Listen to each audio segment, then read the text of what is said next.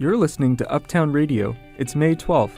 I'm David Marquez. And I'm Rebecca Robinson. On today's show, New Yorkers think the rent is too damn high, and they want someone to do something about it. We are here today urging the governor to pass good cause eviction legislation now. Now! And the number of mosquitoes is at record high. While the city is looking for solutions, the answer may be simpler. All I can suggest is buying a can of off and using it. Labor unions are making a comeback. On Long Island, Starbucks workers are organizing with national progressive support. Well, if you consider employees partners, you don't break their efforts to form a union. And, as a treat for our last show, we'll have 4 personal stories from our reporters. All that and more on Uptown Radio. But first, the news. Emergency. She says she's asking President Biden to consider the Defense Production Act to get more manufacturers online. In eastern Ukraine, Ukrainian forces are pushing Russian troops away from the city of Kharkiv. NPR's Jason Beaubien reports the offensive is allowing some businesses to reopen and some residents to return to Ukraine's second largest city. At the Kharkiv train station, police still don't allow passengers to wait on the platforms or in the Grand Arrivals Hall due to the threat of incoming mortars. Passengers wait underground until just before a train pulls in. Alla Usova was arriving home to Kharkiv with her Maine Coon cat, Busika, tucked under her arm. She'd fled the city more than 2 months ago to the relative safety of a town an hour west of here. She says her neighbors have been telling her over the phone that the security situation in Kharkiv is getting better, even if some shelling continues. Usova says more than anything right now, she wants to be back in her own apartment. Jason Beaubien, NPR News, Kharkiv.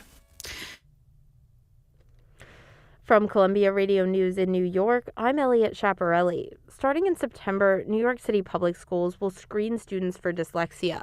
In a pilot program, students at 80 middle schools and 80 elementary schools will be given literacy tests to identify dyslexia and other language-based learning disabilities.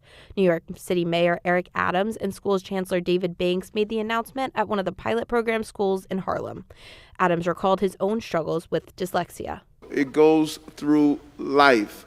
And it haunts you forever until you can get the proper treatment that you deserve. And every public school student deserves to have the ability to read at a high level. The Department of Education plans to expand the program to at least one school in each district by 2023. The mayor also signed 2 new pieces of legislation today. One requires certain employers in New York City to post a salary range with all job postings. The other establishes business improvement districts in the Bronx's Castle Hill and Manhattan's West Village. Those will lead to special improvement projects and host events. New York Attorney General Letitia James is suing 3 bus companies claiming they violated city and state idling laws. The suit says buses from the companies idled outside of schools and bus yards, mostly in low-income communities. The lawsuit seeks monetary compensation and a court order ensuring compliance with the idling laws. A trial date has been set for former New York Lieutenant Governor Brian Benjamin. The trial for bribery will take place in January of 2023. Benjamin resigned from his post as New York's second-in-command earlier this year after pleading not guilty. New York City's first ever Asian American and Pacific Islander Cultural and Heritage Parade is set for this Sunday. The parade will kick off on West 44th Street and head 10 blocks up 6th Avenue. Elliot Chaparelli, Columbia Radio News.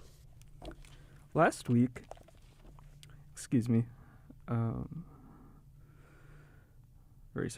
Last week, the draft of a decision in the Supreme Court case Dobbs v. Jackson Women's Health was leaked. If it's correct, Roe v. Wade will be overturned, and so will the nationwide right to terminate a pregnancy. But 3 New York state bills to protect those who come here to evade abortion bans back home have been proposed. If passed, they'll prevent residents of states where abortion is illegal from prosecution and extradition for getting an abortion in New York. I spoke with Carol Sanger, a professor at Columbia Law School whose work focuses on reproductive rights, and I asked her about what these bills might look like in practice. It's always been a matter of state law. That's why we have different speeding limits in different states and different things are crimes. And so this abortion is now one of those things that is up to the legislature of a state to choose. Under these laws, people who send abortion pills, say from a state like New York, they cannot be prosecuted? You'd have to ask, where is the crime occurring?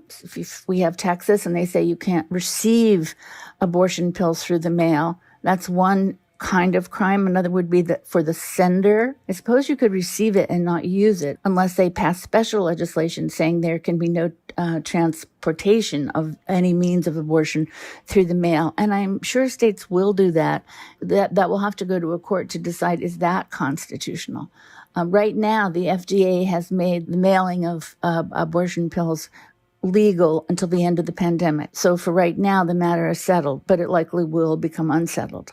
Say a state like Mississippi or Texas wanted to challenge the law in New York. Is that even possible? And if it is, how might they try to do it? And my initial thought is no, a person from Texas can't come into New York and say, we don't like your speed limit. We're going to argue that they're unconstitutional? Well, that won't work because, first of all, it's up to the state of New York to regulate criminal conduct. Although Texas did do that in saying, in its rather bizarre piece of legislation, saying that anyone anywhere in the country could bring an action against anyone in Texas who performs or assists in performing an abortion after 6 weeks, opening up their state law specifically to out-of-staters. But that's not the general rule. So even though abortion is codified in New York, could this decision in Dobbs have any sort of impact on New Yorkers who seek to get an abortion? No, not if they seek to get it in New York. If, for example, Alito's decision had said something else. If it had said, we've been reading over Roe v. Wade and we see that Roe says the fetus is not a person for purposes of the Constitution, and we think that's wrong. We think the fetus is a person. Now, if that is what the opinion had said, we know as a matter of every state law, killing a person is a form of murder. So that in that case, that would have gone over the whole United States. But that's not what they did. They were content to leave it to each individual state. So no, New Yorkers have well protected the reproductive rights of girls and women in the state.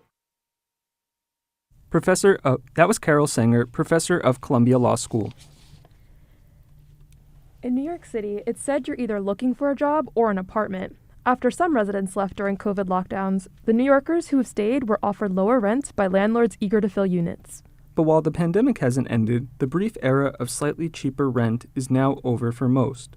Reporter Sarah Yokobitis has more on the renters desperately searching for a deal. Emily Russell and her roommate Remy Arena moved into their apartment last summer on Mulberry Street. It was 2 bedrooms for $2,200 a month. A great deal, they thought, but there were drawbacks. We were very surprised when we came in. It was a lot smaller than we thought it was going to be.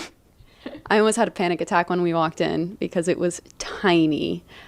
Street easy photos lie to you. Yeah, one of the bedrooms that I'm looking at right now we thought was pretty spacious. And when you go inside, I'm like 5'6", 5'7". If I lay down on the floor, I can touch all the walls.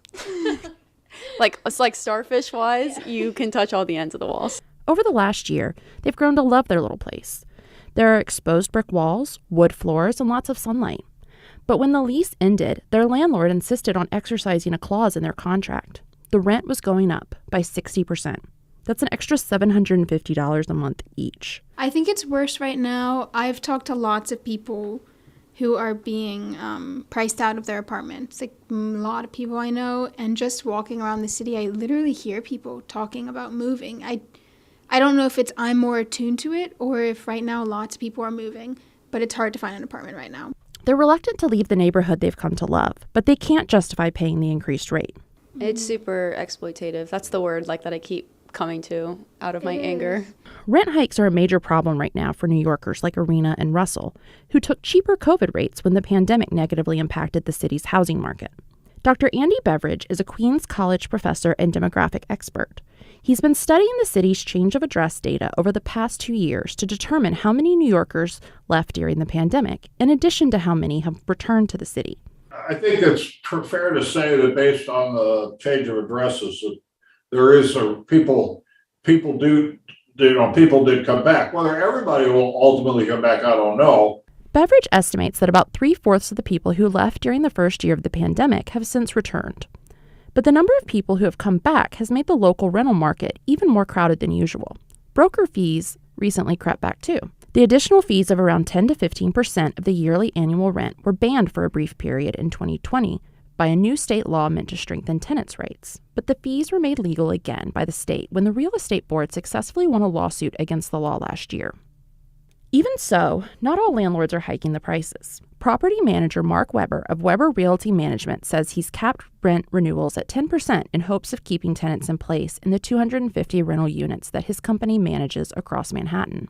I think if you're, asking for a 50% increase or doubling the rent, I think that's where it gets a little crazy. It's just greed from what we're determining based off of inflation numbers and what the current market is. And it just doesn't make sense if you're trying to renew an apartment to offer a 50% increase, or, the goal is you want a building where people enjoy living there and there's good camaraderie. And if you're dealing with, everybody on kind of hot rocks thinking that their rent's going to double or go up 50%, that's just inhumane. Weber says that the 10% increase is high enough to keep pace with rising inflation without going beyond average market price in most neighborhoods. And he says it's smart business to keep turnover in his units low. Meanwhile, Emily Russell and Remy Arena are sitting in their apartment on Mulberry Street and searching for a new home online. They're hoping to stay roommates in Manhattan, but say they'd be willing to commute from Brooklyn or even Queens for the right place. I'm becoming kind of obsessive with going on Street Easy. They're both hunched over a laptop, searching the real estate sites for a 2-bedroom under $3,000 a month. Oh, actually? Damn, that's pretty good. Wait, that's really good. I will message. Wow, this one's actually great. Yeah, that is. East 82nd, 2400. I'm also assuming that there's a fee here, but I'm going to. Ooh, it's showing. So far, they say they've only found 11 apartments that meet their criteria, but they're determined to find a new home in the city for at least another year. Sarah Yokubaitis, Columbia Radio News. While some renters are struggling with big rent increases, many live in a much sweeter situation. They live in rent-stabilized apartments where rent increases are capped each year. Elliot Schiaparelli explains how these apartments work and why they are so hard to find. Josh Mastel is a graduate student studying music composition at Columbia.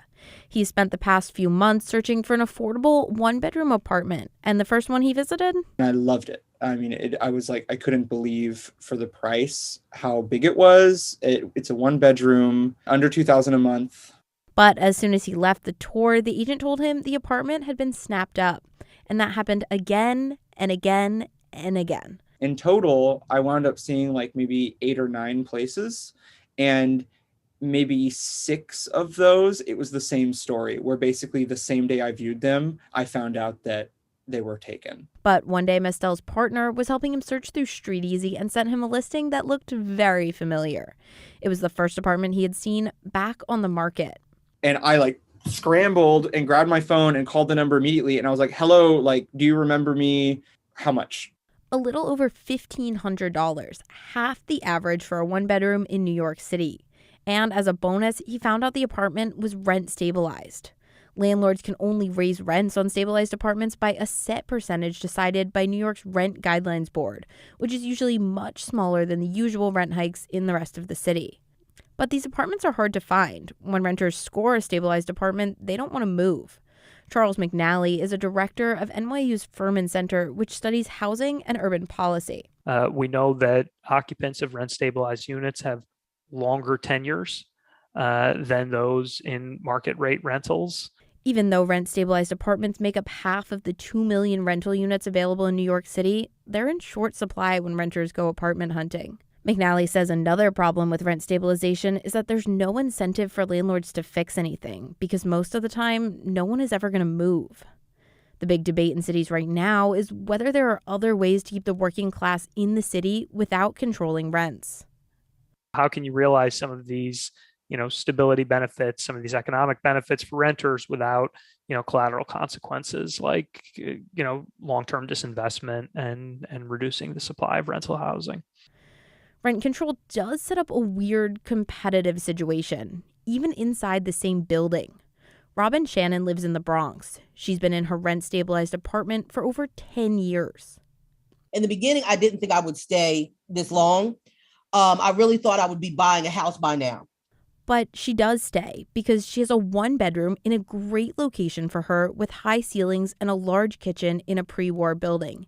And she's only paying $1,096 a month. Amazing for her. Not so amazing for her landlord. Her landlord wants her out, and he's even offered her a smaller apartment in the same building. They could get more money for this apartment because my neighbors upstairs moved out, and then when another set of neighbors moved in, I found that they actually paying more than that. They're paying like $2,500 to live in the exact same apartment, 1 floor up on the 5th floor.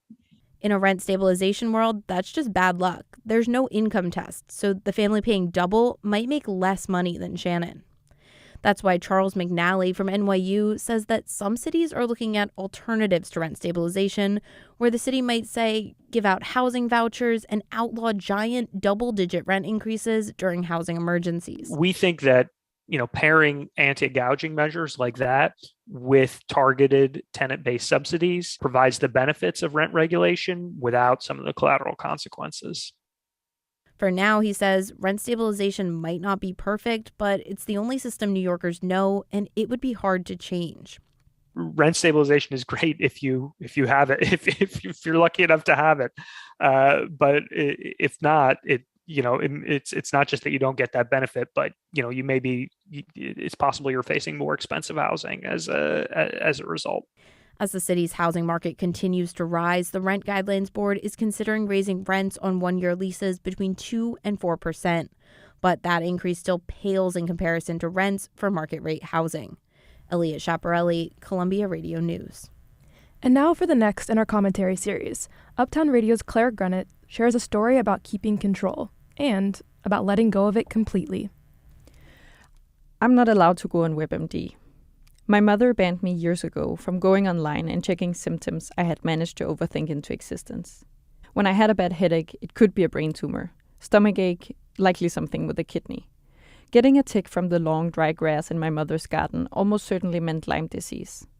I think my sisters found my self-diagnosed hypochondria borderline entertaining, borderline hysterical. And it made the whole situation even more unbelievable when I woke up one morning, about 3 years ago, unable to move. I had spent the night at my mother's place, and she halfway carried my 23-year-old body down to her car. We drove to the hospital where I spent the next many weeks getting tested for anything the doctors could possibly think of. They couldn't figure out what caused the constant fever, rashes, sore throat, and paralyzing pain in all of the joints of my body. At one point there was talk of lupus, and later a type of cancer called lymphoma. But eventually they ran out of tests to do. This was the message they gave me on the night that the cancer wing of the hospital had arranged for an outdoor orchestra to play a concert for the patients. I could see the sun set from my window, and as the melody of Knocking on Heaven's Door began playing outside, I was pretty sure I was going to die. But as may have become clear at this point, I do have a certain flair for drama, and this was not the end. Instead, it was a chronic and rare type of inflammatory arthritis. Some only experience one flare-up in a lifetime. Others have frequent episodes.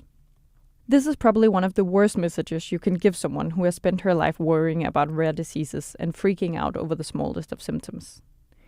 I pictured rushing to the hospital over a minor rash and calling my doctor every time I have a sore throat.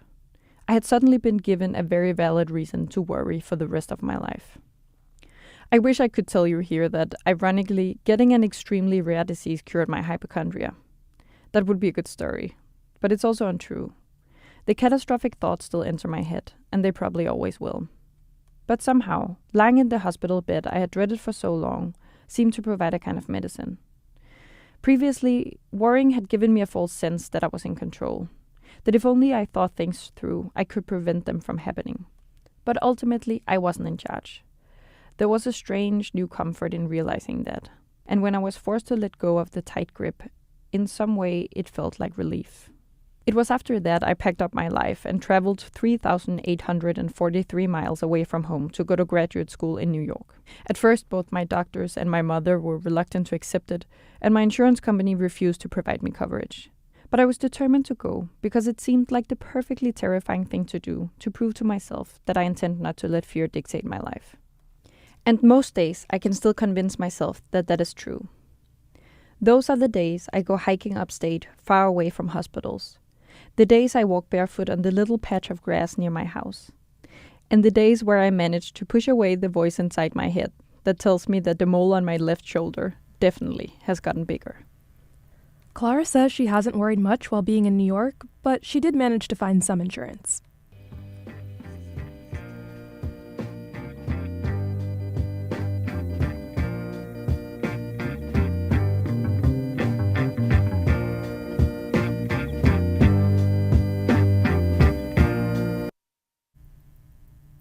A new report from the worker advocacy group One Fair Wage says there's a gap between what Applebee's workers in different New York neighborhoods are paid, and that gap results in white workers being paid more. Julian Abraham headed to Midtown Manhattan this morning, where workers set up outside a shareholder meeting to protest the findings. It's 8 a.m. and protesters in matching bright orange t-shirts are gathered in a circle outside of a Marriott hotel on 59th Street across from Central Park. They're holding up black and white signs that read, "Applebee's is racist." What do we want? When do we want it? Thank you guys all very much for being out here this morning. The protest organizer, One Fair Wage, says the restaurants pay workers in predominantly white areas, like Midtown, $15 an hour, while in predominantly black areas like the Bronx, servers say they're making less. Ariel Edwards has been a server at Applebee's for about 15 years. She works in Portland, Oregon, and like many of the workers protesting here today, she came from across the country to join. A lot of the times our voices aren't heard. I feel like I wasn't taken seriously because I'm Hispanic. I was like the only Hispanic person up there. Ariel says in a typical year, she makes only about $15,000. But she's so busy at work, she barely has time to see her kids. Often, they have to come see her at Applebee's if they want to spend time together. We deserve to be able to take our kids on those vacations, take them to go get the shoes that they want, but we can't because we are working for barely anything. According to census data, the cost of living, which includes rent, food, and utilities, is less expensive in the outer boroughs of Manhattan. For example, living in the Bronx means bills can be up to 45% less. And costs are one thing shareholders of Dine Brands, the parent company of Applebee's, are here to discuss today. Past the shiny gold doors of the hotel, upstairs in a conference room, shareholders will be holding a vote to decide whether to raise pay for some of the workers in the restaurants. Back outside, Natalie Chelko is representing One Fair Wage.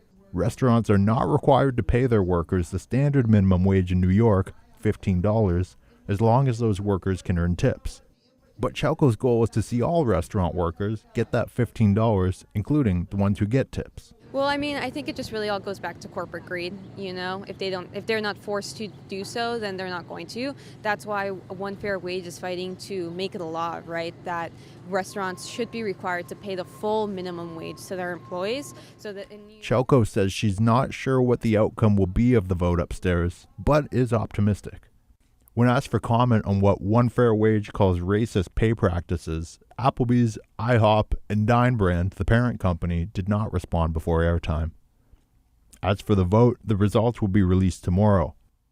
Julian Abraham, Columbia Radio News. And now, Uptown Radio's Sarah Yokobitis shares how one accident changed the course of her life. I have accidentally been engaged for a decade. 10 long years. It's not what my fiancé and I planned to do when we got engaged after 2 years of dating, but it's what happened. We had every intention of getting married within a year or two when we got engaged in 2012. But later that same year, after I started graduate school, my plans were changed by a freak accident. It happened on a gorgeous September day in New York City. I took my dog, Starbuck, for her evening walk as the sun began to set. We stopped at the bodega for red wine and trash bags, but as we headed home, her harness suddenly snapped. She panicked and bolted into the street during Manhattan rush hour traffic. I dropped the bags. The wine bottle shattered and red wine stained the pavement. I ran into the street, desperate to get to Starbuck, but my left foot buckled under me and I fell to the ground. Still terrified that my dog was going to be hit by a car, I managed to briefly stand up again before the joint swayed in the opposite direction and I fell again. I blacked out from the pain. I don't know how much time passed or how I got to her, but when I opened my eyes, I was gripping the fur around her neck. She was unharmed and completely unaware of the chaos she had just caused. An MRI revealed multiple torn ligaments and severe bone bruises in my ankle. I had surgery a few months later before learning that I had developed a rare neurological and autoimmune illness called complex regional pain syndrome, or CRPS. I had never heard of it before my own diagnosis, but basically, my sympathetic nervous system went into the fight mode of fight or flight when I was injured that day. Now my brain doesn't know how to turn those pain signals off. CRPS affects how the body processes pain, similar to phantom limb pain in amputees. It causes hot, burning neuropathic pain that turns my foot red and makes my joints ache. I left graduate school unfinished, and we moved back to the West Coast. I tried nearly every treatment I could find: spinal nerve blocks, IV infusions of lidocaine and ketamine, injections to my surgical scars, mirror box therapy to retrain my brain.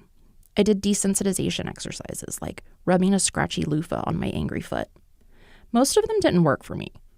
Sometimes we'd try to plan the wedding, but I had a bad limp and couldn't walk without pain.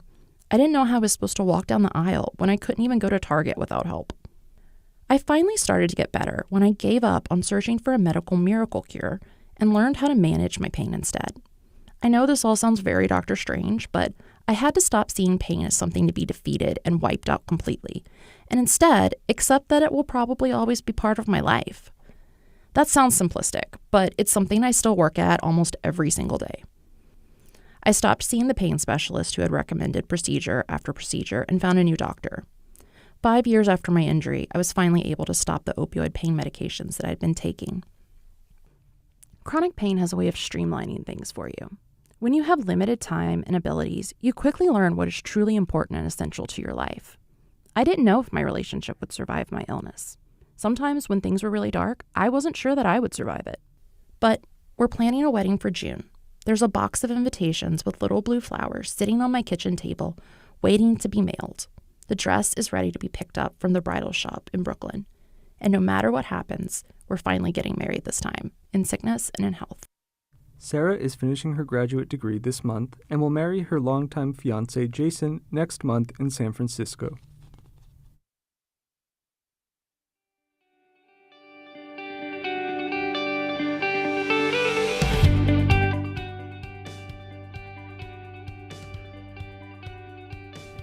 You're listening to Uptown Radio.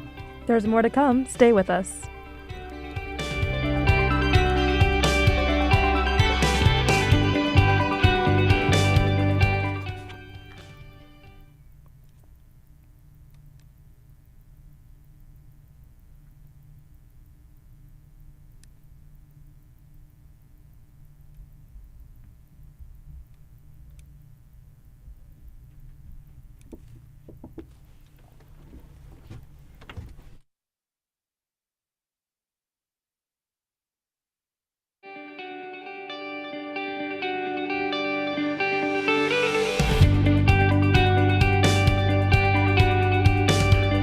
You're listening to Uptown Radio. I'm David Marquez. And I'm Rebecca Robinson. More on the high rent prices in New York City and the Good Cause eviction bill. And the city is tackling a record-high mosquito population. These stories and more coming up. But first, these headlines.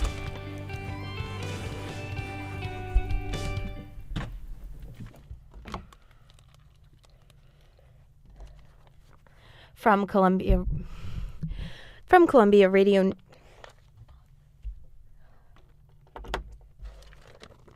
From Columbia Radio News in New York, I'm Elliot Schiaparelli. The House committee investigating the January 6th attack on the Capitol subpoenaed 5 Republican members of Congress today. The list includes House Minority Leader Kevin McCarthy. The Republican lawmakers had refused to voluntarily participate in the inquiry. The subpoenas ordered the representatives to appear before the committee at hearings in June. World leaders met at a virtual second global coronavirus summit. The United States co-hosted the event where President Joe Biden marked the milestone of 1 million COVID deaths in America. The president urged a renewed international commitment to fighting COVID-19 and ordered flags to be flown at half-mast to honor those who have died during the pandemic. Chairman of the Federal Reserve, Jerome Powell, will get a second term in office. The Senate voted 80-19 in favor of his confirmation this afternoon. Powell was first appointed by President Obama in 2012 and elevated to chair by President Trump. North Korea is in the midst of the country's first reported COVID-19 outbreak. Officials declared a severe national emergency in the capital of Pyongyang. Officials have ramped up containment efforts after reporting the Omicron outbreak 4 days ago. President Biden is set to visit South Korea next week. Finnish leaders announced this morning that they're in favor of rapidly applying for NATO membership. The move was expected in the aftermath of Russia's invasion of Ukraine. Finland shares an 800-mile-long border with the Ukraine. The Russian Foreign Ministry issued a statement that the step would inflict serious damage to Russian-Finnish relations as well as stability and security in Northern Europe. Astronomers have captured the first image of the black hole at the center of our galaxy. The black hole is 4 million times the size of the sun.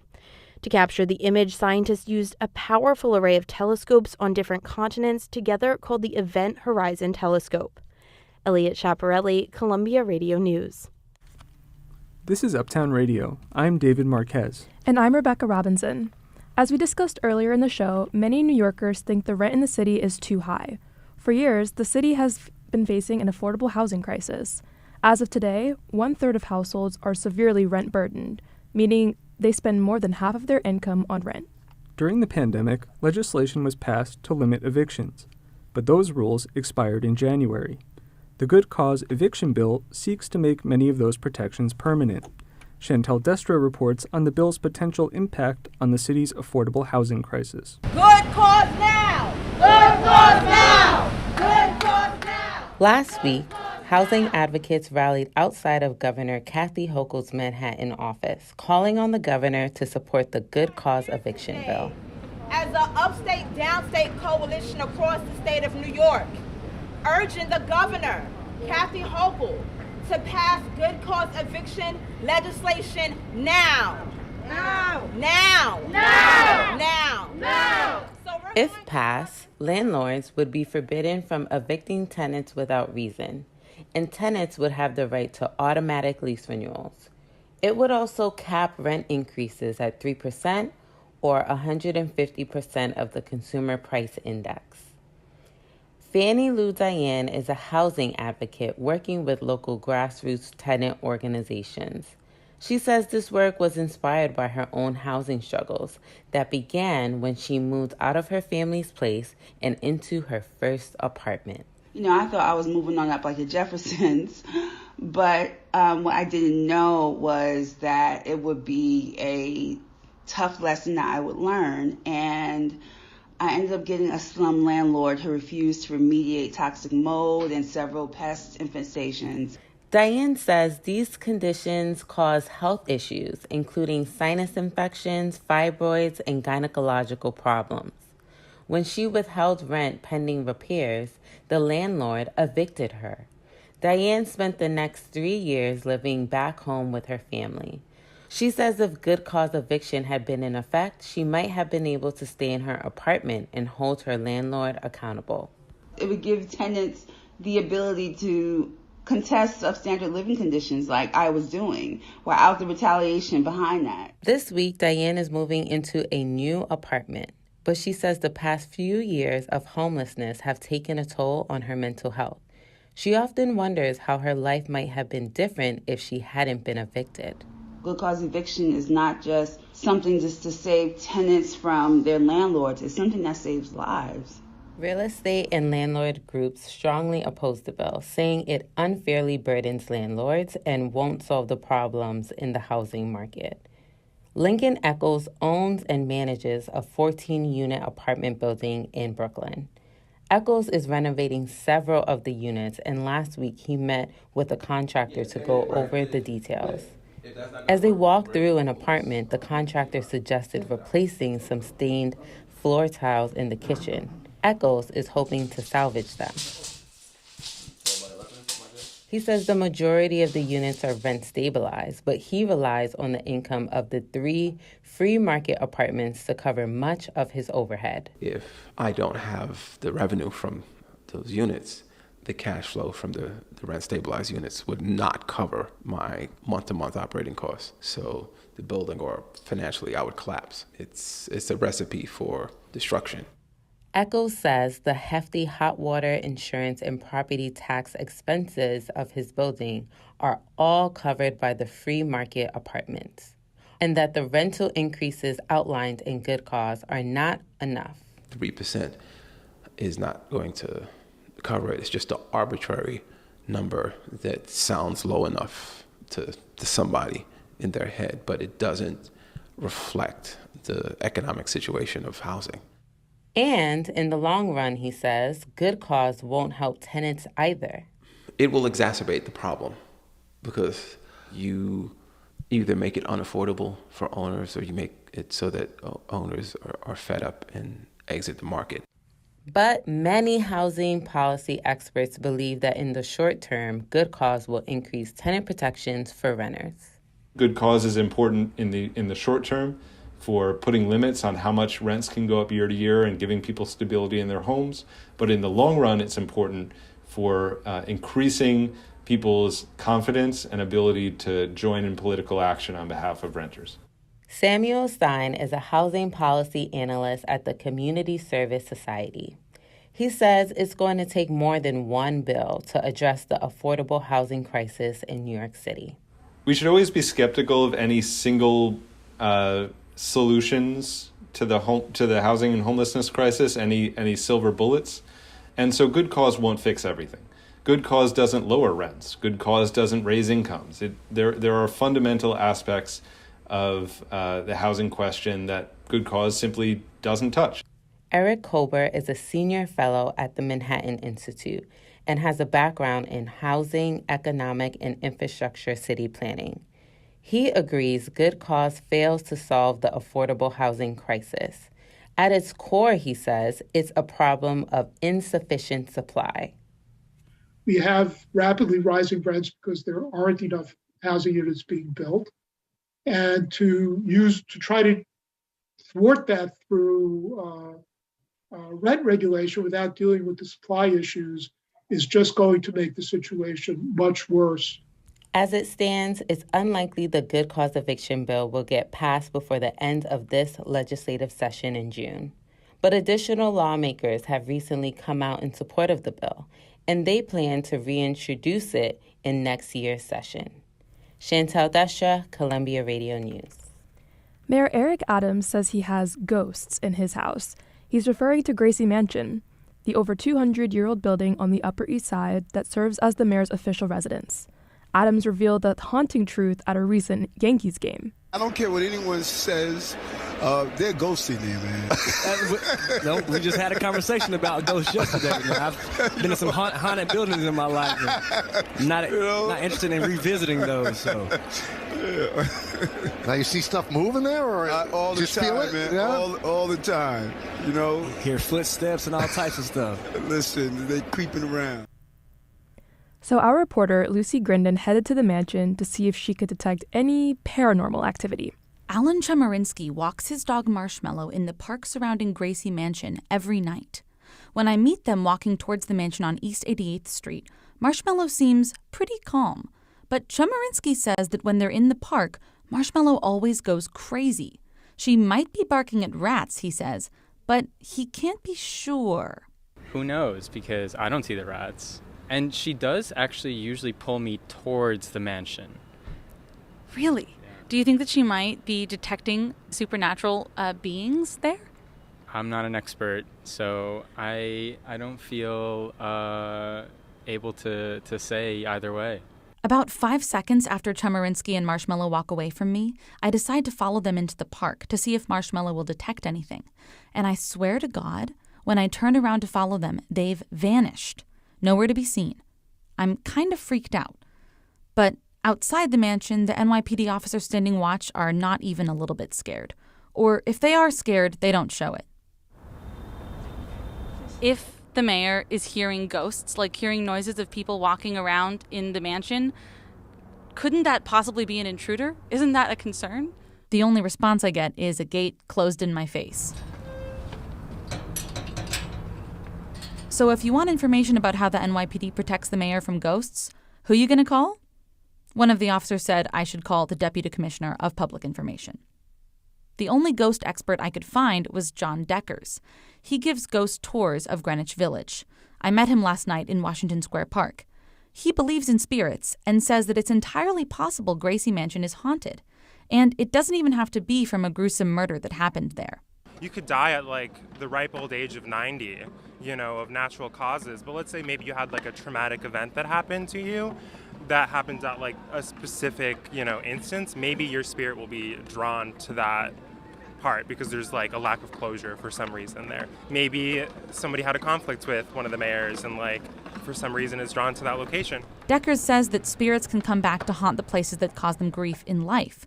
So that means anyone who's ever gotten stuck in a hot subway car or been pushed around in Times Square or paid too much for their apartment might be pulled after death toward Gracie Mansion. I'll see you all there. Lucy Grindon, Columbia Radio News. It's officially mosquito season in New York City, and you're probably going to notice it.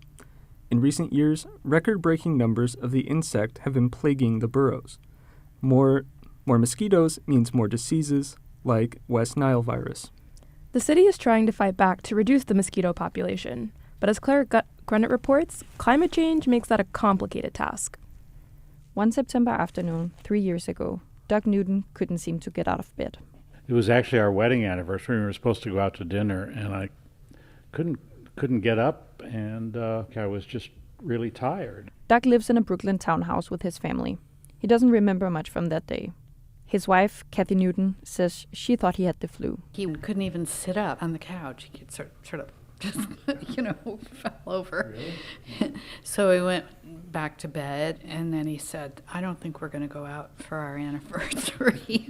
That night, Doug began to hallucinate, so they raced to the hospital. And a doctor came in and said, we're taking him off the antibiotics. It's a virus. It's West Nile virus. The effects of the virus kept him in the hospital for 3 months, and he says the illness still limits his mobility. I just cannot walk like a normal person. I'm very awkward. I'm out of balance, so I can't raise this arm very far, and I got a tremor, shaky hands. I'm an artist, and so that's no fun. The West Nile virus is a disease transferred from birds to mosquitoes, and then, as in Doug's case, sometimes to humans. Most people don't get any symptoms at all. Others experience fevers, headaches, disorientation, and extreme fatigue. And for some, particularly those over 50 or with weakened immune systems, the spinal cord or the brain can become infected, and that can be fatal. Doug was one of 10 New Yorkers who got the West Nile virus in 2019. Last year, that number was 21. Oliver Ellison-Tim is part of the Climate Change and Emerging Infectious Disease Working Group at Albany University. He says as temperatures in the New York area rise, mosquitoes will thrive. So there's an optimum temperature range where we feel comfortable, but so has also activity in the nature, right? Mosquitoes have an optimal temperature range where they thrive the best and reproduce the best. That's why Tim expects to see a continued increase in West Nile cases in the Northeast. The city health department is tracking the rise in mosquitoes. They have an ongoing program of mosquito surveillance and control, which includes removing standing water in the city, putting larvicide in street drains, and educating the public on prevention of mosquito-borne illness. Another key component of their plan is spraying the streets of New York with pesticides. They have a big arm that just starts spraying in all directions, just leaving a trail of spray, and it's harsh, and you don't want them to be caught in it.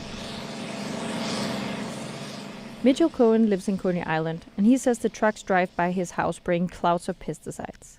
When the city first announced they would start spraying for mosquitoes back in 1999, Cohen helped organize a group called the No Spray Coalition. He says the widespread use of insecticides can have unintended effects on urban ecosystems. What a stupid thing to do, to think that the way of dealing with an ongoing disease, day after day, year after year, to just spray massive amounts of chemicals.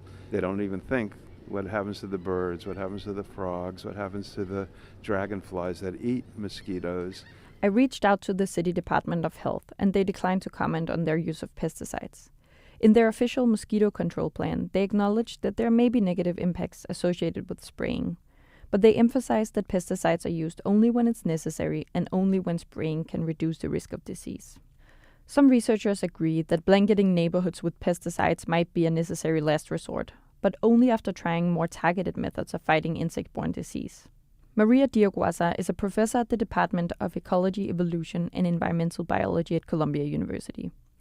She says controlling these diseases require a more nuanced understanding of the ways ecosystems are changing. As one example, she cites the effects of the recent boom in deer population. For example, deer overpopulation, and that is causing a lot of the tick-borne diseases, the very high densities of deer because there's no predators, and we're providing excellent resources for them so they reproduce in big numbers. That's an example. The CDC reports that nationwide, mosquito and tick-borne disease cases more than doubled between 2004 and 2018.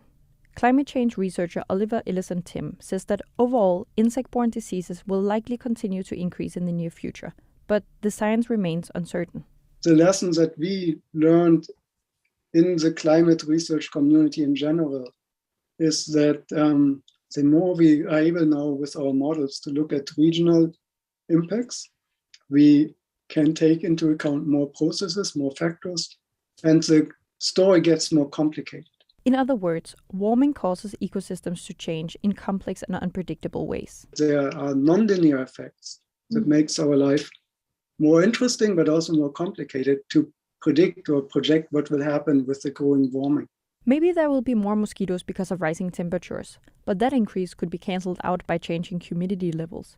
High temperatures could cause a drought, causing bird populations to decline, and thus fewer birds to pass West Nile onto mosquitoes and then onto humans. So that's where these non-linearities in the system can become very complex, and what will win, right? That's the question. And that uncertainty makes it hard to develop effective mosquito control plans for the future. Back in his Brooklyn garden, West Nile survivor Doug Newton reflects on the predicted increase in West Nile virus cases in New York and his hopes for the future. I wish we weren't having climate change. I wish we could stop using fossil fuels, and I feel very strongly about that. But with the situation as it is, all I can suggest is buying a can of off and using it.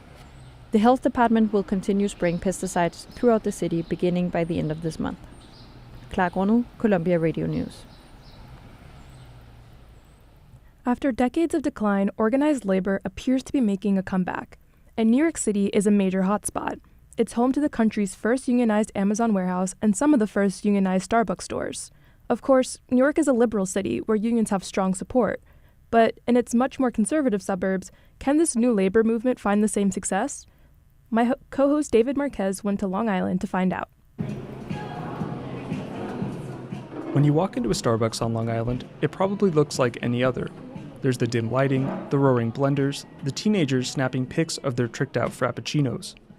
But behind the facade of sameness, something unusual is happening. I've been whispering about it with certain people for a very, very long time. Hannah Taustein is a 21-year-old Massapequa native, and she's organizing a union in the town's Starbucks. She's been working part-time as a barista for the past 3 years, and for the most part, it's been a good job. She says the company offers her generous benefits, and she has a warm relationship with her fellow baristas and manager. But Taustein has long had issues with corporate policies, especially during the pandemic. We're still very disappointed in the way that coronavirus was handled by Starbucks. Plexiglass was taken down because it didn't match the aesthetic of the store very early on in the pandemic. To avoid drawing corporate attention to other Starbucks unionizing campaigns, Taustein decided to meet up at a Dunkin' Donuts. I asked her what else she wants to see change at Starbucks. She says a lack of seniority pay is another factor that pushed the store to register with the National Labor Relations Board in February. We see that people who have been here for 12 years, more than that, some of us aren't getting paid as much as they should be. Some of them felt really failed, frankly, by Starbucks. When I met Taustein, the mail-in vote had just finished. She said she was moderately confident the vote would go in the union's favor. Over 60 Starbucks nationwide have already organized. Hundreds more have plans to do the same. But many of those are in college towns or cities like Minneapolis and Denver, which tend to lean liberal. Massapequa, though, is conservative, a red blotch in a heavily blue metro area. In the 2020 election, all of its precincts went to Donald Trump. But as it turns out, the political leaning of the labor movement has shifted drastically over its history. In the 1930s, communist and socialist parties often led militant strikes, like in Flint, Michigan. What observers describe as the most crucial battle in American labor history has practically shut down the entire American motor industry. What happens when a crowd of strikers grows crazy, when destruction becomes the order of the day? But Johnny Callis, who directs the ILR Labor Action Database at Cornell University, says that radical streak wouldn't last for long. What happened then is after World War II, you had the anti-communist purge and McCarthyism that really expelled the most left-wing leaders in the labor movement and really took away the best organizers that the labor movement had at the time, who were communists. From the 1950s onward, the labor movement grew more conservative. And in Massapequa and surrounding areas, the right-leaning police union is now one of the strongest. But in recent years, the left-wing presence in labor organizing has begun to return nationally. Here's Bernie Sanders speaking at the Starbucks Workers Unity Fest in Richmond, Virginia. Now, I understand that Starbucks calls their workers partners. Well, if you consider employees partners, you don't break their efforts to form a union. You treat them with respect. But weakening labor laws and the decline of heavy industry have gradually pushed most unions out of American life. Today, only about 10% of workers belong to one. Such small numbers can be a challenge for those looking to organize in conservative spots like Massapequa. The question really is, can you create a mass movement of workers from different political and especially ideological backgrounds to take action at their workplace? At least on Long Island, building a movement with workers with different backgrounds might not be as hard as you'd think. For one, the island has a relatively strong union presence and has for decades. In Massapequa, there are strong unions for teachers, firefighters, and other municipal workers. It turns out labor's mixed political history can help organizers.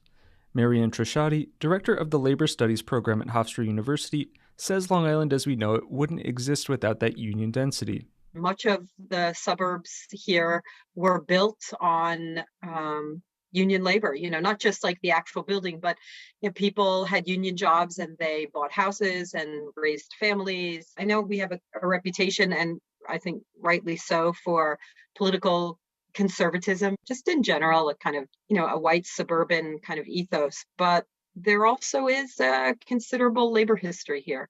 And it's organizing around the bread and butter economic issues that labor traditionally cares about, like pay and benefits, that may help workers cooperate across the partisan divide today. Rob Turricini is chief negotiator for the Teachers Union in Comac, Long Island.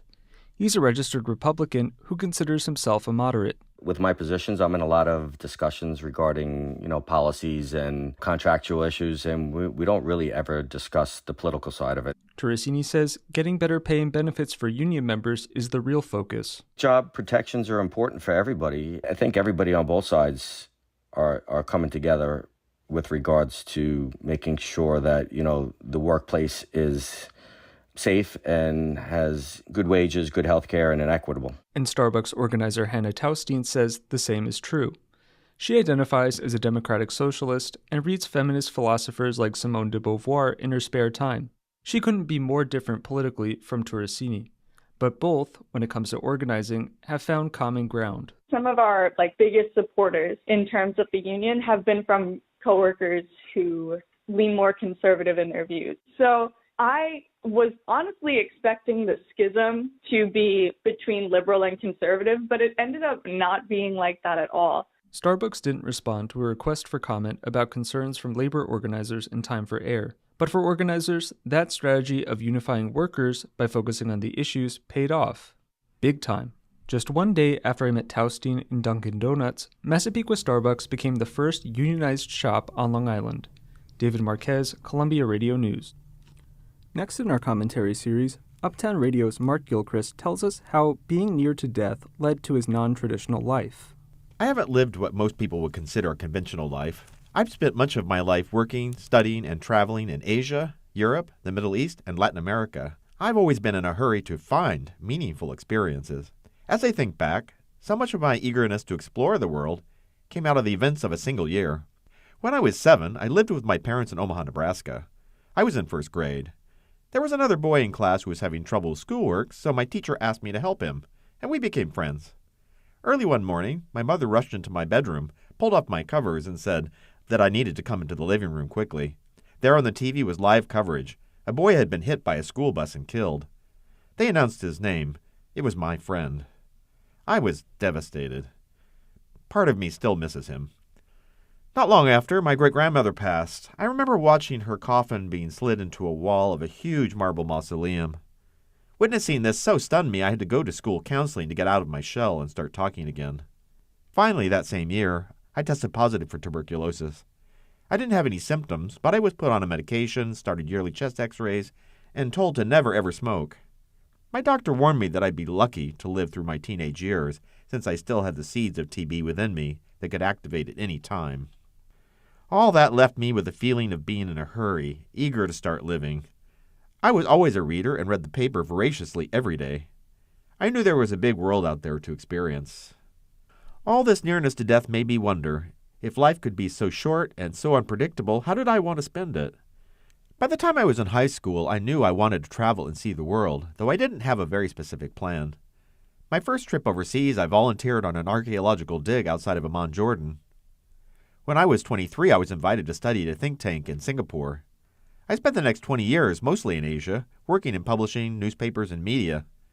On reflection, if I had thought in my 20s that I would have a longer life, I might have taken the time to get a PhD and tried to become a professor, or gotten an MBA or a law degree and worked my way slowly up the ranks of some major firm as another way of moving around the world.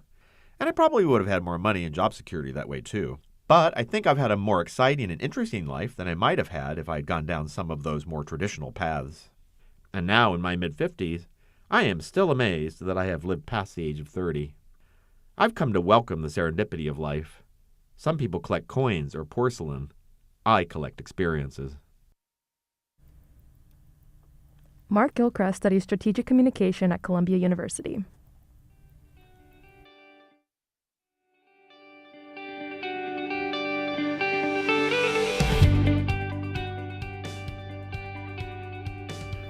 You're listening to Uptown Radio. There's more to come. Stay with us.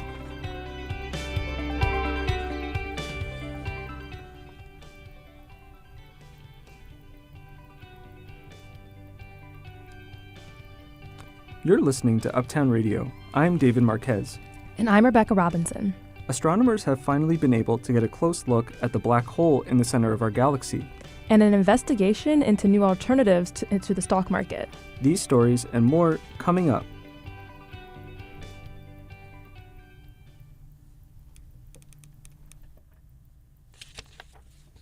There's a black hole in the center of our galaxy. It's 14 million miles across and a mass equal to 3.6 million suns. But we've never gotten a good look at it until now. Astronomers announced today that we finally managed to take a picture of that black hole. I spoke with Jordi Davelar, an astronomer at Columbia University. I asked him to describe the black hole and the telescope that was used to take the image. The significance is that these black hole images help us to constrain general relativity. So they teach us something about gravity in the most extreme cases. Because gravity here on Earth is relatively mild, but close to a black hole, you just can't escape. Even light cannot come out of a black hole because it's so massive and so compact. And in 2019, we already had the first image of a black hole in the case of the galaxy Messier 87. That black hole is 1,000 times more massive than the one that we looked at or presented today. You mentioned that the first image of the black hole that we saw was back in 2019. Why might it have taken us longer to get a picture of a black hole at the center of our galaxy? So the analogy that I really like is that in the case of Messier 87, you're looking at an old mature dog who is just nicely sitting in your living room. You want to take a picture of it. It's very easy. So now we have a young puppy running around and spinning around, trying to catch a still and being extremely active. You try to take a picture of that. That's very hard, as we all are aware of. So this is also what's happening with Sagittarius A star in our galaxy. It's 1,000 times less massive, which makes it 1,000 times smaller. If it's 1,000 times smaller, light propagates around also 1,000 times smaller, faster.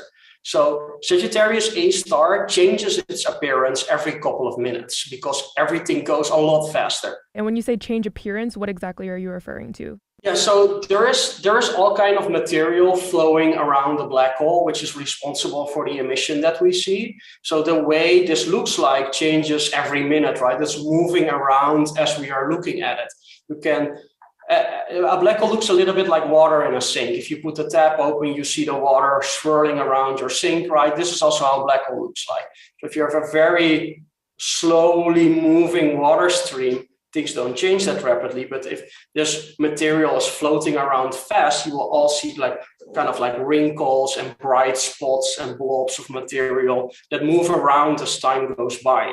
When New Yorkers hear about, this first image at the center of our galaxy of a black hole, and they might think, well, how does this affect me? Like, what would you say to them? Well, luckily, black holes don't affect our daily lives. We should be very grateful for that because they're extremely violent environments that would definitely fry everything out of you and make you feel horrible. So in that sense, it's great that they're far away, but our understanding of gravity already revolutionized the way we live. For example, without Einstein's theory of general relativity, your GPS chip in your phone wouldn't work, like literally. So like these fundamental questions that we ask ourselves, like really help also the technological advancement. Like we might not see it today, but we might see it in 50 years, like how this research will also impact us on a daily life. Thank you so much, Dr. Yori Davlar. I hope you have a wonderful rest of your afternoon. Thank you. Thank you for reaching out. This is Uptown Radio. I'm David Marquez. And I'm Rebecca Robinson. The New York Police Department says that hate crimes are up 76% in the city this year. And last year, Asian American hate crimes quadrupled. That has some New Yorkers looking for ways to feel safer. Recently, hundreds of women lined the streets of Chinatown to receive free cans of pepper spray from a local community group. Linnea Arden reports on a team of Asian American women who are taking their safety into their own hands. When Serenia Sarisical was a young woman, she applied to be a New York City firefighter a year after 9/11. She went on to become the first female firefighter of Asian descent in the city. Sarisical projects toughness. She's tall, muscular, but she says that after some high-profile attacks on Asian women, she started to think about helping other women feel safe. It started from the spa shooting in Atlanta, and also from me being assaulted in the street and being able to fight my attacker. Sarisical wanted to help other Asian women prevent attacks, the way she had been able to stop her own attack through self-defense. She had the perfect idea: give women the tools to protect themselves. Now, you can't buy pepper spray in New York City, but you can give it away, and Sarisical knew a way to make that happen. So she created a self-defense kit that she began mailing out. I just posted, on my personal Instagram, free kits to any, New York City Asian Pacific Islander woman, and it just, went viral, and I was like, oh my god, what do I do? This is, I was gonna, mail out 20, and then I had to cap it at 500. 500 kits cost her about $5,000, but even after giving away 500, she was still getting requests. She started to collect donations. When it became too much work for one person, she founded Angry Asian Women and enlisted other women to help her. So far, they've handed out over 1,600 kits this year.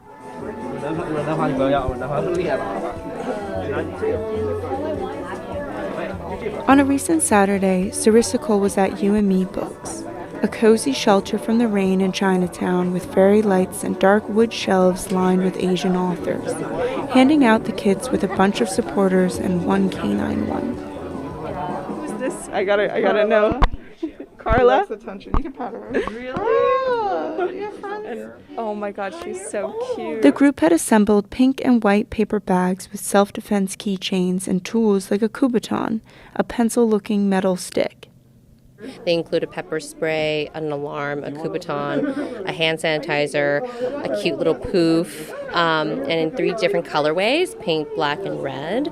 There were some cute angry Hello Kitty stickers too, but Sarisical says there are just too many women to give every woman who wants a kit one in New York. She receives hundreds of inquiries on her Instagram, but her work is also closely tied to race. Michelle Go, who was fatally pushed on the subway tracks in January, was close in age to Sarisical. Grace Shang, an NYU student, was one of the 150 Asian women who received a kit that day. this is really nice, and I feel a lot better now I have it. Sean wanted more protection after a friend recently had to use her pepper spray in a subway incident, and because she recently had an experience herself. When I was a freshman here, it was never an issue. Like, this wasn't something I was scared of, but I was walking to class and somebody pushed me down on the sidewalk and started cussing me out. And my experience getting hate crimed on the sidewalk, and then I had to go to class right after. So then I was just like in the back of class, and so I feel like that's something new. The women I spoke to who had gotten the pepper spray say that it made them feel more confident in their own safety. But there are questions about whether giving weapons like pepper spray to someone without training is wise. Henry Z is the founder of the Dragon Combat Club. It's a self-defense training program that combines martial arts with situational awareness. Z told me weapons like pepper spray are really a last resort, because it can drift and end up hurting people separate from the attacker. So the club offered to help the angry Asian women by linking their giveaways with some of his classes to teach them how to use their weapons properly. We have actually taken data on attacks across the United States, mainly in New York City and the Bay Area, and we found that 70% of those attacks are surprise attacks. Now, how do you deal with a surprise attack? A lot of it comes from situational awareness. Hi, we have free self-defense classes. Oh, I'm okay. Thank you. All right. Outside in the rain, Joy Lau was passing out flyers to people walking by the bookstore.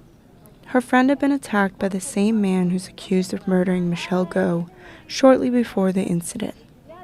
She won't use the subway now and is always on watch, which she says is no way to live in New York. She got involved because she was tired of being a grown woman who needed to be chaperoned home. I've only taken maybe 6 to 7 classes, but I've been coming back because it gives me a confidence. And it's not necessarily whether or not I can wield a weapon. If you walk out there with your shoulders squared, you walk with a certain confidence. Maybe I'm less of a target. That's what I'm hoping, that I'm a little bit less of a target now. In the meantime, the Angry Asian Women team says they'll keep making kits until the money runs out or there's no more need, whichever comes first. Linnea Arden, Columbia Radio News.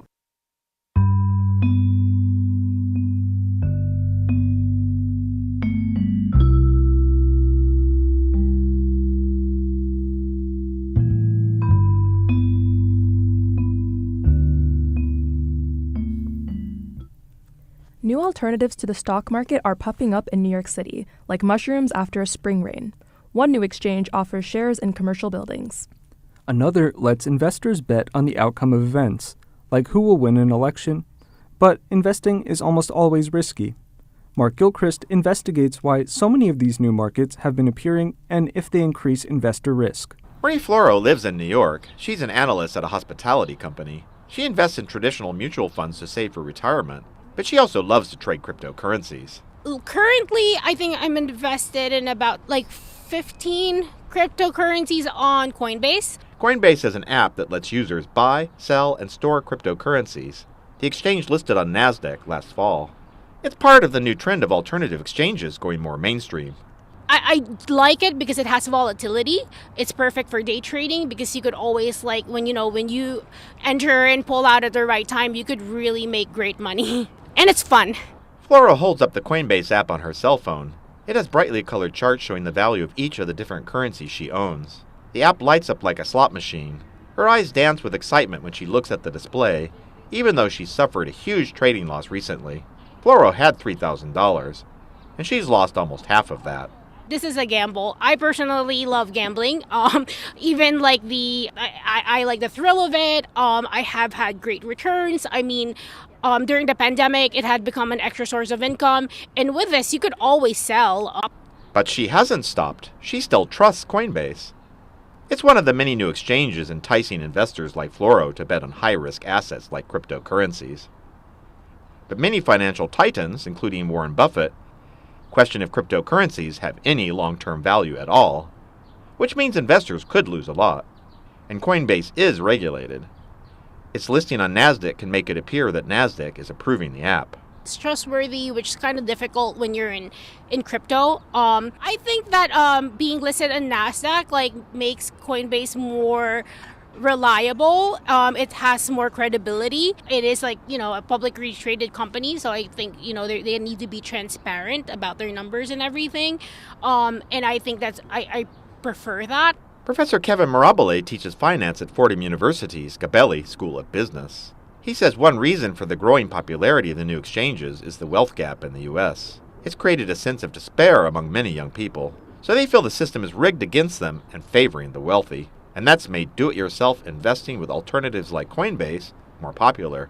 Some people talk about these exchanges and these products as an extension of the Occupy Wall Street movement, that this is really a movement away from traditional structures because the younger generation wants to be independent of the rules and structures that their parents and their parents' parents established for them because they believe that some of them are broken.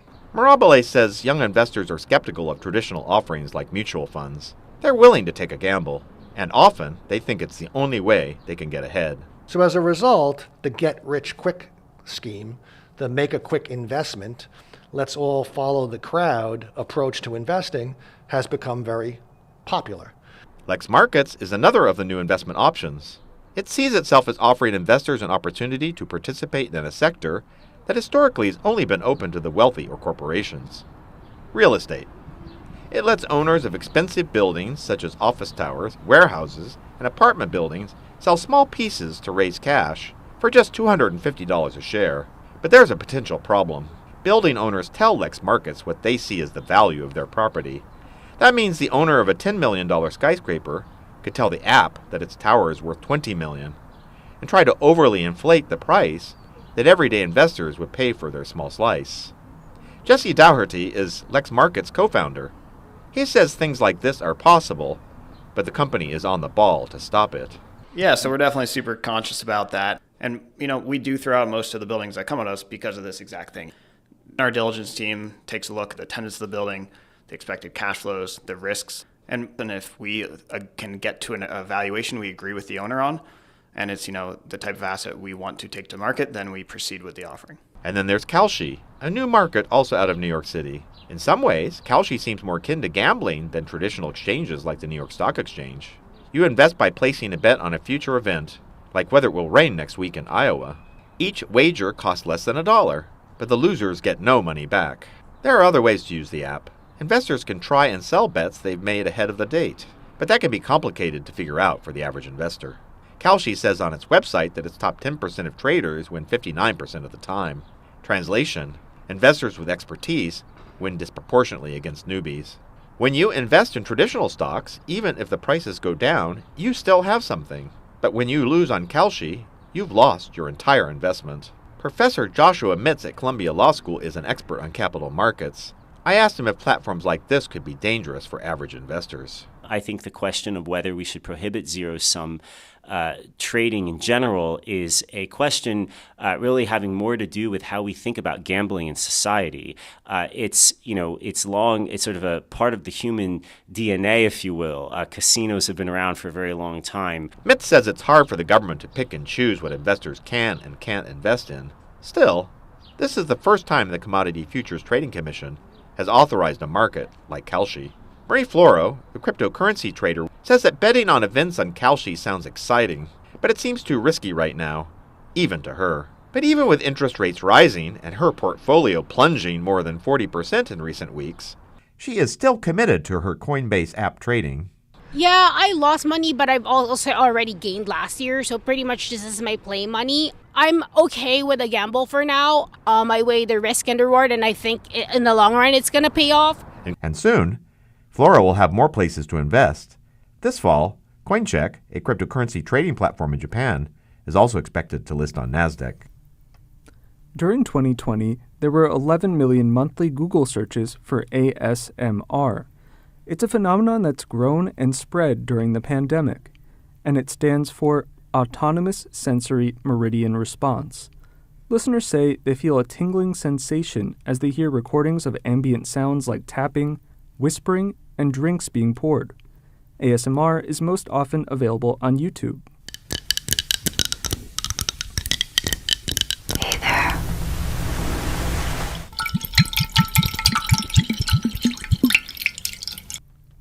Emily Schutz spoke with creators to find out how to succeed as an ASMR artist. Searches for ASMR are at an all-time high. The calming effects likely drove the surge in interest during a stressful time globally. The popularity is the reason Maryland resident Kelly Lewis recently made ASMR her full-time job. She began producing her own ASMR content part-time after she listened to other creators to de-stress back in 2016. Now, she has over 70,000 subscribers on YouTube. Hello. Hi, hey there.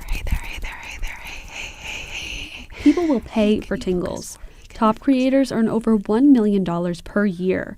Some have grown so successful that they have their own manager and publicist to help with their PR. Other artists go to people's homes and perform live, providing a completely customized experience. There are also other opportunities to do ASMR as a career. Even Warner Music produces ASMR content.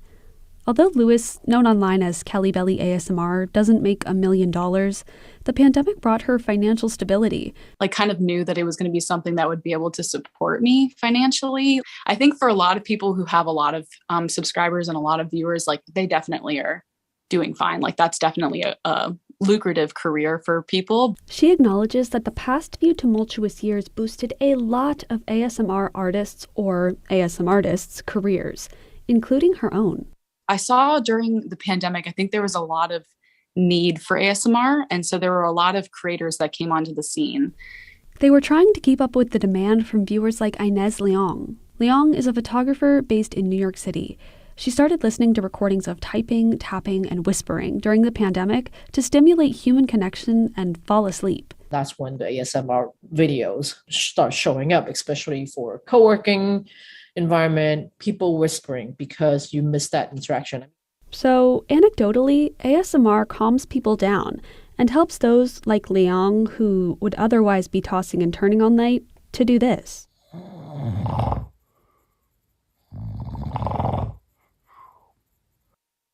Carl Bissell is a neurology professor at Columbia University, specializing in sleep disorders. He calls ASMR a tool that could conceivably help the busy mind. ASMR and things like it are kind of a form of self-hypnosis. You're concentrating on something else and distracting your own brain, which is really the trick. And there's no magic to that particular technique. I do have a couple of the YouTube clips of ASMR. I'm like, you can try this. Still, there's not much concrete research on the benefits of ASMR or why it works. Regardless, ASMR creators like Kelly Belly seem to have figured out what their viewers like and how to succeed. During that time, a bunch of people just like went crazy with subscribers. On YouTube, the more subscribers you have, the more money you earn through ads, selling merchandise like t-shirts and tumblers with logos on them, and brand partnerships. Brands reach out to creators to market their products. Oftentimes, these brands focus on relaxation and wellness, like Kindred Black, which sells a $125 jar of Tranquility body oil. Kindred Black makes a variety of oils, perfumes, salves, and different natural treatments. Andrew Smith teaches marketing at Suffolk University. He's studied ASMR. One of the interesting things about ASMR is that it's such kind of a broad blank slate as a medium for creation. It provides a lot of opportunities for any sort of product that can kind of play a role in delivering that experience that ASMR creators are hoping to provide for their audiences. ASMR artists whisper brand deals as listeners drift off to sleep. Kelly Belly works with a perfume brand. Get into the video. I want to thank today's sponsor, Scentbird. So I have a little clip that I'm going to show you guys. These methods aren't a particularly steady source of income for Kelly Belly, so she also has a Patreon, where people buy custom videos and gain access to exclusive ASMR content. But in order to make money in these ways, creators first have to produce good content. Jennifer Bissell, aka Jennigan ASMR on YouTube, is a small creator in the tri-state area with a little over 5,000 subscribers. But the content she offers is different from the typical view of ASMR as a source of stress relief. She says her most popular videos feature a mean girl roleplay. Specifically, one titled Sassy Halloween Demon Stuffed with Candy did well. Allow me to introduce myself. I am the demon Jennificus. The more outlandish the content gets, the better it performs. I didn't realize people liked videos where people were like mean. And my sister pulled up one where she was like, yeah, they call her like sassy or whatever, but it's like she's just being rude to the viewer. And I was like, no way. And so I sort of put out one. I think it was one where it was like, goth girlfriend is like rude to you, or I don't know, something like that. And that one also shot up really fast. Right now, Jennigan is a dance teacher and doesn't make much money from YouTube, but she hopes that will eventually change. As she's continued to create content, she's invested in equipment to improve the quality of her videos. Cameras, microphones, lighting equipment. She's spent around $1,000. ASMR fans can differentiate between what makes a good and bad video. Emma Staville is an ASMR fan who likes whispering videos. She's also a musical theater major at NYU who appreciates high production values. As you improve and keep working, your setup will improve and you can afford like better microphones, better quality. But, something as simple as like turning off the AC in the background. Staville says she thinks high or even decent production values make all the difference. Viewers say quality is important, but they also care about the content, and that's where each ASMR artist differs. Some creators do comedy, others type on a keyboard. Jennigan does Mean Girl. Kelly Belly says she specializes in aggressive ASMR, like this.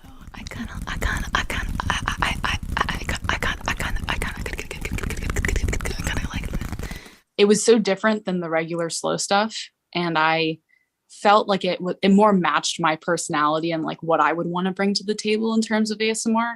So I was like, Kelly, like, this is your chance. Like, you gotta get in there before this blows up. Kelly Belly was ahead of the crowd when she started in 2016. At the time, there were an estimated 50,000 ASMR YouTube channels. Now, it's estimated that there are around 500,000. Each creator is trying to stand out and make a living. Thanks for listening. Thanks for listening. Thanks for listening. Thanks for listening. Emily Schutz, Columbia Radio News. In the final commentary piece of our season, Uptown Radio's Lucy Grendon tells us about the most surprising things you'd find if you searched her backpack. I carry a dice game around with me at all times. It's a simple game with straightforward rules that combine probability, strategy, and pure chance. What's the name of the game, you ask? It's called Yahtzee. All you need to play Yahtzee are paper scorecards, pens, and 5 dice. Actually, all I need are the pens and the dice because I have the scorecard memorized. It goes 1s, 2s, 3s, 4s, 5s, 6s, bonus, 3 of a kind, 4 of a kind, full house, small straight, large straight, Yahtzee, and chance.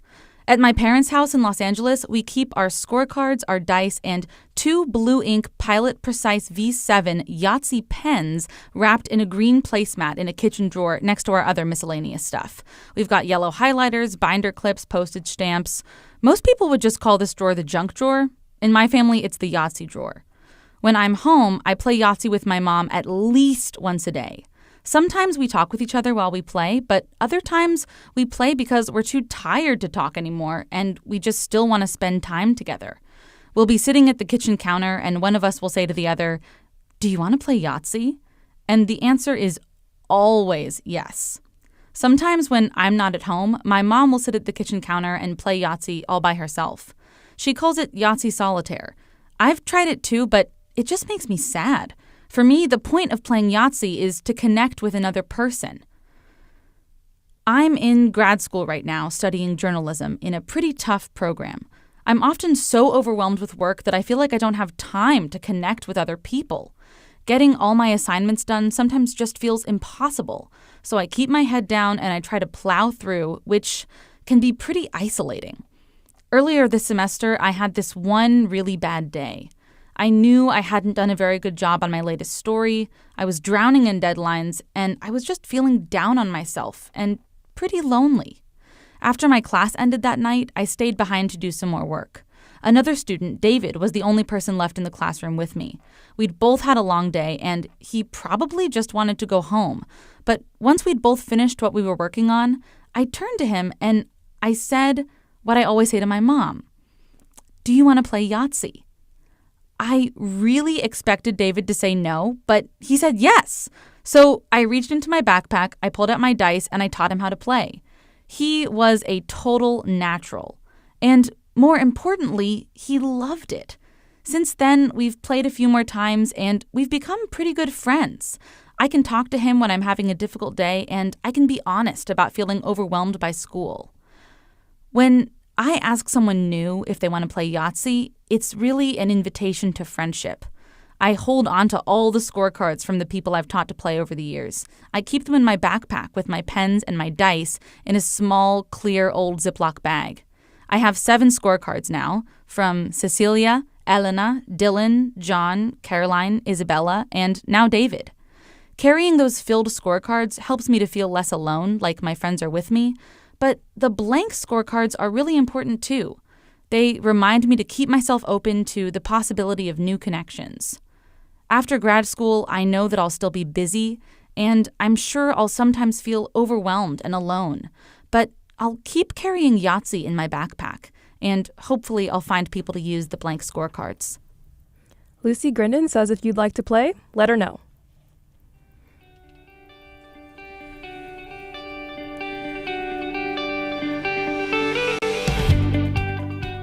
Well, that does it for this edition of Uptown Radio. We hope you enjoyed the show. Our executive producer today was Linnea Arden. Leading our staff of reporters was senior producer Sarah Yokubaitis.